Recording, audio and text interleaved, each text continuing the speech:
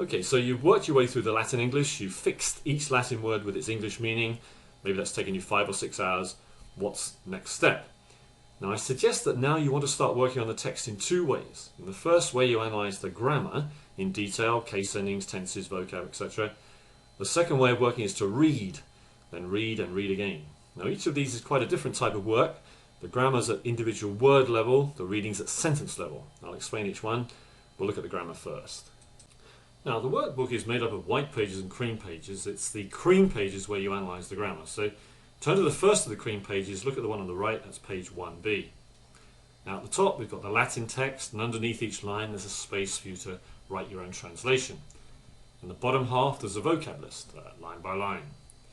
Now facing that page on the left, page 1a, you've got a notes page, and this contains notes on any difficult words, cases, tenses, subject, verb, object, and so on. And explanations of names like Acheron and Cocytus.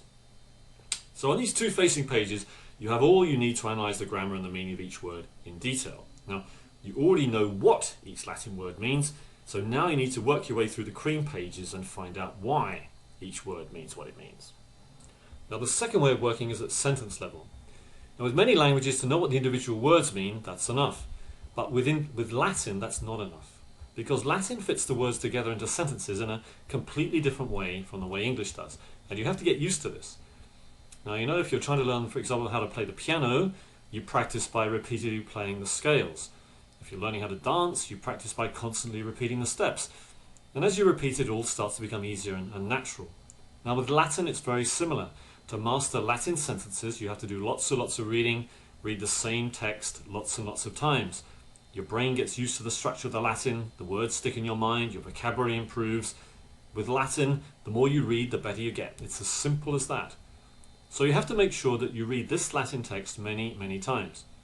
Now after this video, there's 4 more videos called the audio files, which will help you with this reading. So let's have a look at the first page of the first one to explain how they work. Alright, so page 1, the first few lines. Now 2 points. Now firstly, remember that all Latin poetry and prose was designed to be read out aloud. When you read Latin, you don't read it silently to yourself, you don't mumble away quietly under your breath. Instead, you should try and read it out loudly and confidently, as if you are performing in front of an audience, just as the Romans did. Okay, second point, word groups. You'll notice that the lines are not full lines. Now, the meaning of any sentence in Latin doesn't derive from the meaning of the individual words, it derives from the word groups. These are clumps of 3 or 4 or 5 words which together make up a single sense unit. You need to be able to recognize instinctively when one word group has come to an end and a new one has started. So here, I've tried to break the text down into the word groups and put each one onto a separate line. Now, it doesn't work quite so well with poetry as it does with prose, because word order in poetry can be artificial, but I still think you'll find it helpful. So I'll read this page now, and you'll notice that there are slight pauses between the word groups as one ends and another begins. Hinc via Tartarii quae fert acarontis arundas, turbidus hic, caino vastaque veragine gurges aestuat, ad comnem colcaete ructat arenam. Portitor has horrendus aquas et flumina servat, terribilis squalore caron, cui plurimamento canities inculta jacet, stant lumina flama, sordidus exumeris, nodo dependet amictus. Alright, so that's just one page. Now there's 29 pages in the whole workbook, so each of the 4 audio files holds about 7 pages.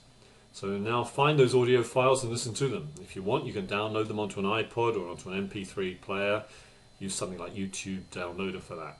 Listen to them all the way through, get an idea of the sound, then read it yourself. So remember, read aloud, then read aloud again.